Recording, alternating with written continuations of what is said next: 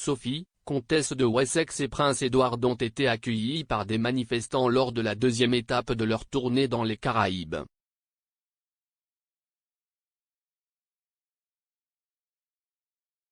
Le couple a été accueilli avec des bannières de protestation lors de leur visite à Saint-Vincent et les Grenadines. Une quinzaine de personnes se tenaient devant le siège du gouvernement sur l'île avec des banderoles exigeant fin du colonialisme et #compensationaux.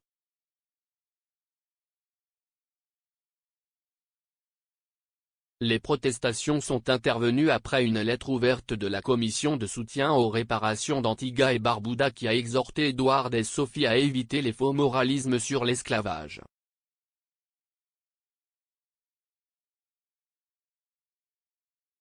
D'autres bannières incluaient à bas le néocolonialisme et la Grande-Bretagne, votre dette est impayée.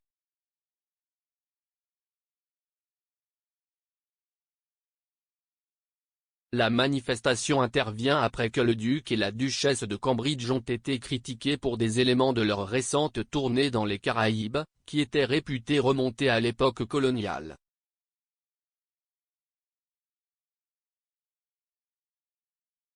Edward et Sophie avaient reçu leur deuxième tapis rouge et leur garde d'honneur samedi après avoir atterri à Saint-Vincent et les Grenadines, alors que des scouts, des guides et des cadets agitaient le drapeau national.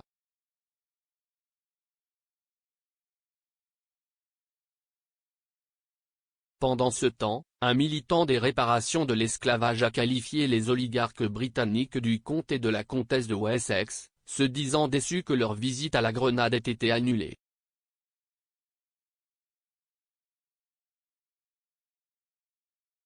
Harley Gill, président du Comité national des réparations de la Grenade, qui demande des excuses officielles pour l'esclavage et des réparations de grande envergure, a déclaré que lui et d'autres avaient demandé une audience avec le couple royal via le gouverneur général, mais étaient déçus la portion Grenade de leur tournée a été supprimée.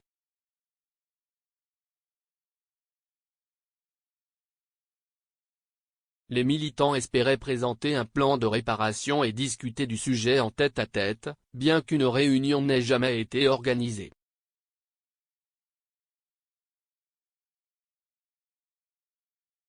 Monsieur Gill a déclaré, nous, du Comité national des réparations, en apprenant que ces oligarques britanniques se sont rendus à Grenade, avons écrit au gouverneur général, le représentant de la reine ici à Grenade, pour avoir une audience avec le comte et la comtesse de Wessex pour discuter le thème des réparations.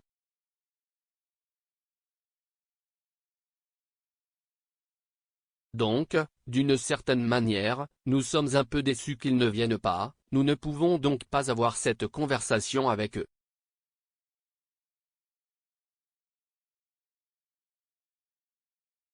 Des tambours en acier jouant One Love de Bob Marley étaient la toile de fond de l'accueil officiel du couple à Saint-Vincent et les Grenadines.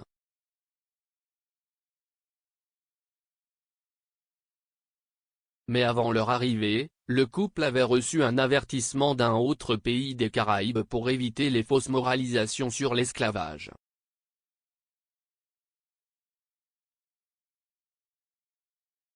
Dans une lettre ouverte au couple, la commission de soutien aux réparations d'Antigua et Barbuda a déclaré, « Nous entendons la fausse moralisation de ceux qui sont venus avant vous que ces crimes sont une tache sur votre histoire.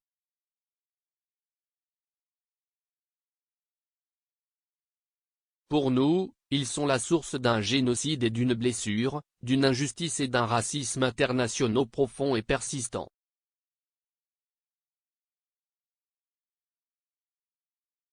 Nous espérons que vous nous respecterez en ne répétant pas le mantra. Nous ne sommes pas des niais. »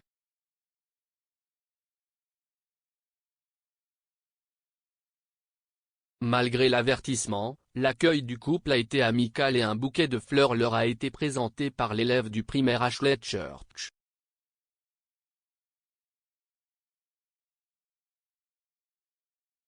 Avant de se tenir sur une plateforme pour observer une aide d'honneur, Edward a été accueilli par la gouverneure générale Dame Suzanne Dogan, suivie du Premier ministre par intérim Montgomery Daniel.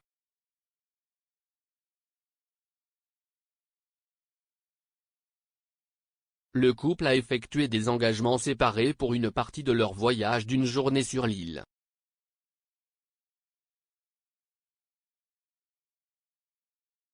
Sophie, qui portait une robe à fleurs samedi, a visité un collège communautaire, où elle a été accueillie par la compagnie de danse La Gracia.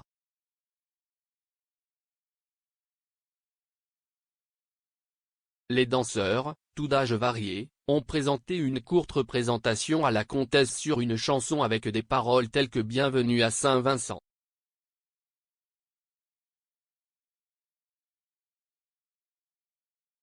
Elle a posé pour des photos avec les enfants avant de se diriger vers un certain nombre de stands installés à côté du théâtre du collège.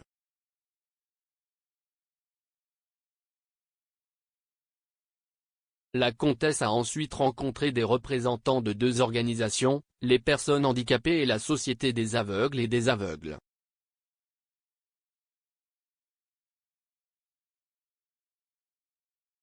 Edward a visité le Stade national de Lille où il a rencontré des athlètes s'entraînant pour les Jeux du Commonwealth de Birmingham.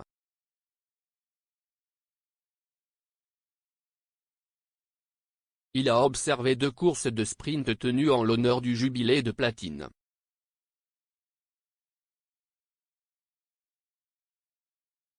Le comte a également regardé la fin d'un match de cricket féminin T10 et a rencontré certaines des équipes de netball et de tennis du pays.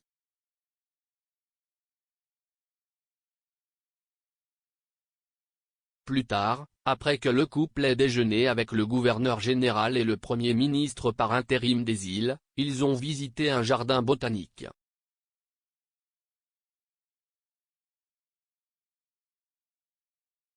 Le couple devait planter un arbre pour marquer les 70 ans de la reine en tant que monarque, avant d'entendre parler de la réponse du pays à la pandémie de Covid-19.